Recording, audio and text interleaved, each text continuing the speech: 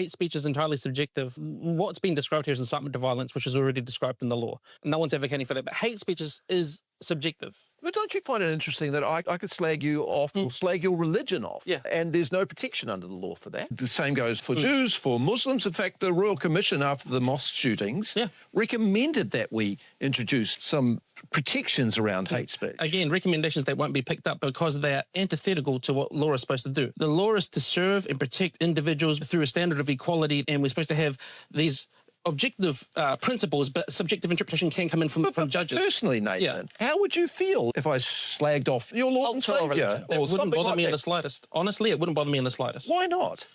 Because what you have to say about me or what I believe has nothing to do with who I really am and the beliefs that I truly hold. But Nathan, can't you see that one person who was so infused with the hate and the speech that went with it, that he slaughtered over 50 people in mosques in Christchurch?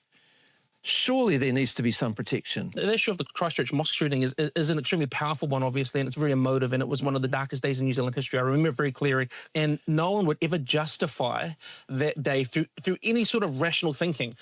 But it's not rational to now say we should restrict everybody's speech. We should create all these legislative carve-outs for specific groups that will be subjectively interpreted and applied, and that anyone will go through the court system based on how they feel or think it's being applied. Well, they would just leave them alone, and it's up to them to handle it. Well, this is the thing, right? There's horrible speech out there. We know this. We know there's horrible speech out there. But the best antidote is not a law, it's counter speech.